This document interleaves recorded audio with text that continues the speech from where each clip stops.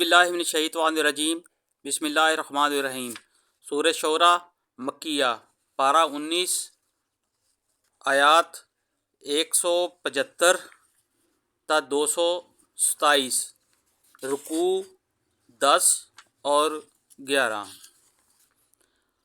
اصحاب الایکہ نے رسولوں کو جھٹلایا۔ یاد کرو جب کہ شعیب نے ان سے کہا، کیا تم ڈرتے نہیں؟ میں تمہارے لیے ایک امانت دار رسول ہوں، لہٰذا تم اللہ سے ڈرو اور میری اطاعت کرو۔ میں اس کام پر تم سے کسی اجر کا طلب نہیں ہوں، میرا اجر تو رب العالمین کا ذمہ ہے۔ پیمانے ٹھیک بھرو اور کسی کو گھاٹا نہ دو، صحیح ترازو سے تولو اور لوگوں کو ان کی چیزیں کم نہ دو۔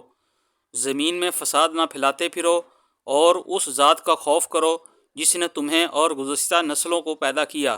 انہوں نے کہا، تو محض ایک سحر زدہ آدمی ہے اور تو کچھ نہیں ہے مگر ایک انسان ہم ہی جیسا، اور ہم تو تجھے بالکل جھوٹا سمجھتے ہیں۔ اگر تو سچا ہے تم پر آسمان کا کوئی ٹکڑا گرا دے۔ شعیب نے کہا، میرا رب جانتا ہے جو کچھ تم کر رہے ہو۔ انہوں نے اسے جھٹلا دیا۔ آخرکار چھتری والے دن کا عذاب ان پر آ گیا اور وہ بڑے ہی خوفناک دن کا عذاب تھا۔ یقیناً اس میں ایک نشانی ہے مگر اس میں سے اکثر ماننے والے نہیں، اور حقیقت یہ ہے کہ تیرا رب زبردست بھی ہے اور رحیم بھی۔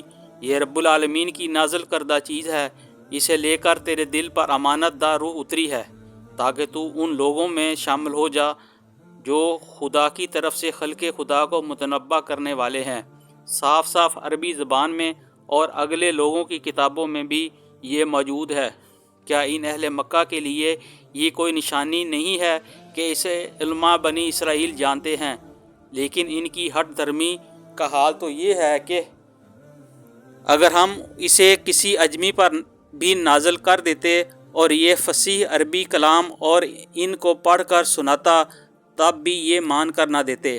اسی طرح ہم نے اس ذکر کو مجرموں کے دلوں میں گزارا ہے، وہ اس پر ایمان نہیں لاتے جب تک کہ عذاب علیم نہ دیکھ لیں۔ پھر جب وہ بے خبری میں ان پر آ پڑتا ہے اس وقت وہ کہتے ہیں، کیا اب ہمیں کچھ مہلت مل سکتی ہے؟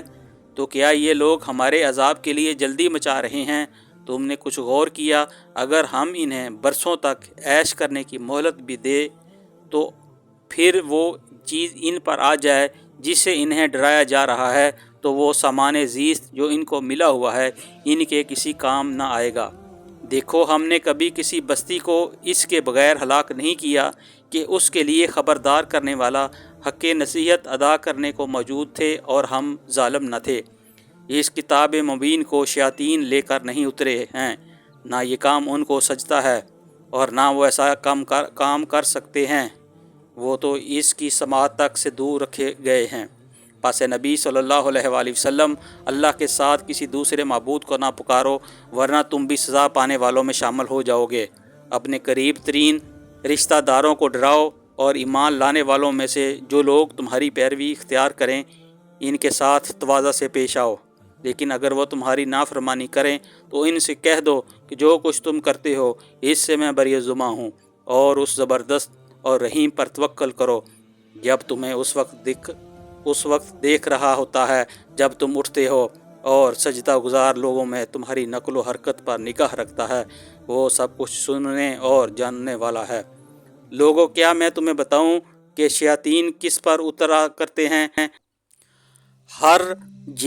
وہ ہر جیل ساز بدکار پر اترا کرتے ہیں۔ سنی سنائی باتیں کانوں میں پھونکتے ہیں اور ان میں سے اکثر جھوٹے ہوتے ہیں۔ رہے شعراء تو وہ ان کے پیچھے بہکے ہوئے لوگ چلا کرتے ہیں۔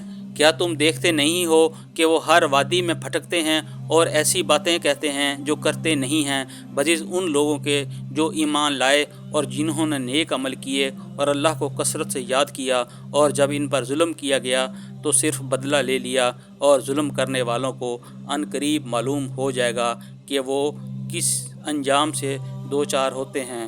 صدق اللہ العظیم۔